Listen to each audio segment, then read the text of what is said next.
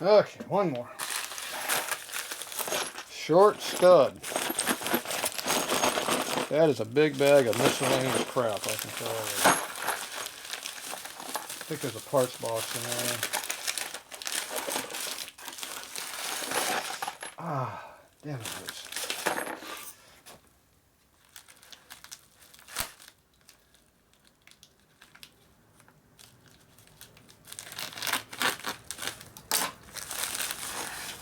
Ooh, got a nice box. Don't see anything in it yet. Still got a box. A card. A lot of cards. D.E. Frost Machine Service. Tylersburg, PA. Wherever the hell that is. Looks like an old label. What did I buy? It's pretty far bad. You're this far under it, you still don't even know what you have yet.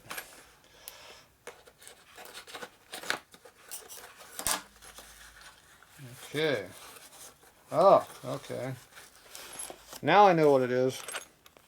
Shock studs. Ah, damn, that thumb is sore. Oh, don't break it. I guess Sportster. Shock 'em studs. Bender Overcycle. American made, so it's good stuff. I like Bender stuff. This stuff is good parts. 76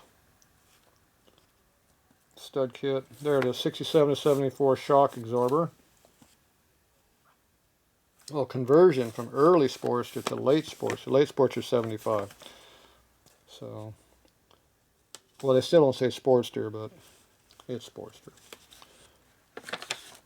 The 67s when they change a frame on a Sportster. They, on a big twin, it would have been 65 part number. So. Didn't give me for an eye. It didn't say it, but I know by the years it is.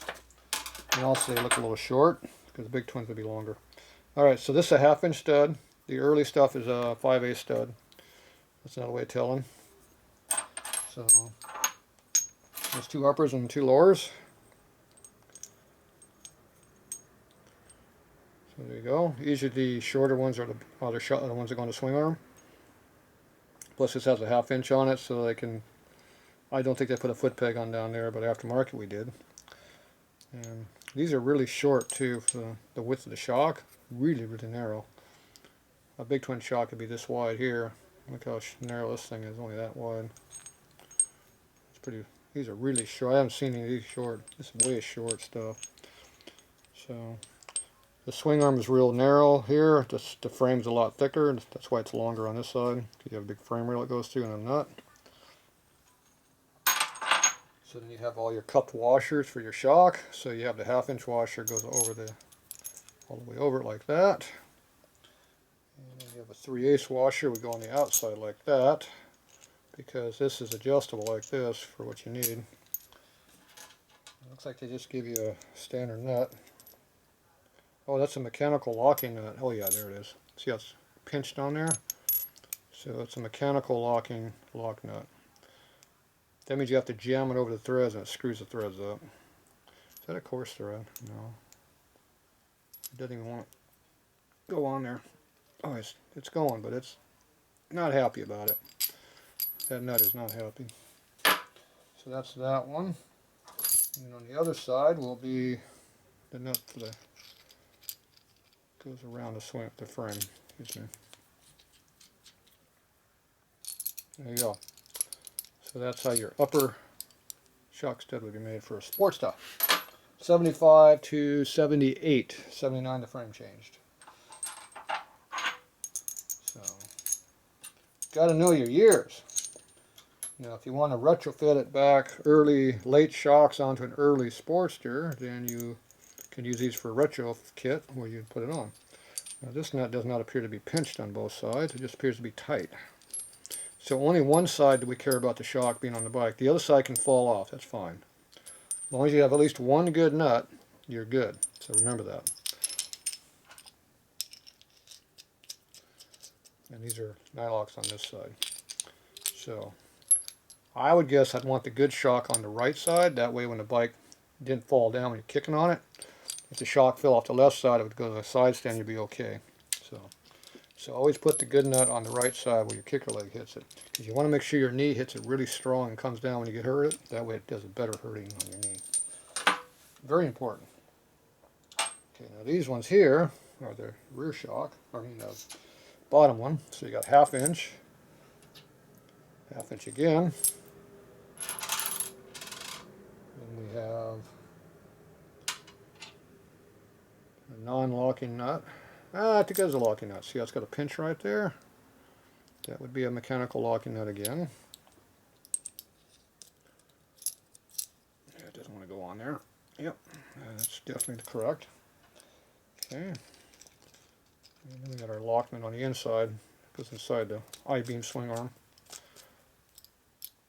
Okay, that's your bottom shock. Boom, like that. So it has a mechanical locking nut so it won't fall off. This one over here, we got 1/2 inch again. Mechanical locking nut again. It's tight halfway in, it gets tight. And then we got our nylock over here. There we go. And for some reason we got an extra outer upper washer, 3/8 hole on it. Don't know why we got that. Yeah, I'm going to put that over here on this bad nut because there's no locking on it. Look at the difference in size. Oh, that washer is definitely different. This washer is weird.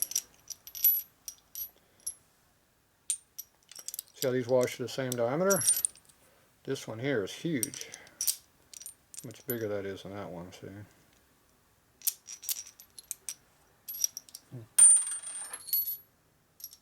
Yeah.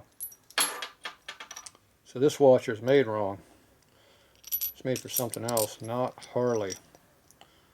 It resembles a Harley, but it's not a Harley because it's the wrong size. So I'm going to put that one on backwards so I know it's not correct. So don't know what it's for. It's an extra, so it doesn't matter. But it's not for Harley application because they're supposed to be small ones. So maybe the earlier bike, I think the earlier bike probably had bigger ones because it had the big rubbers on it. The late ones have little small rubbers, so these are smaller diameter than the other washers. So this means that this one's an early washer, which is 74 and earlier. All these other ones are the late 75 and up. In the aftermarket, they only make the big diameter. They don't make these small ones. There you go.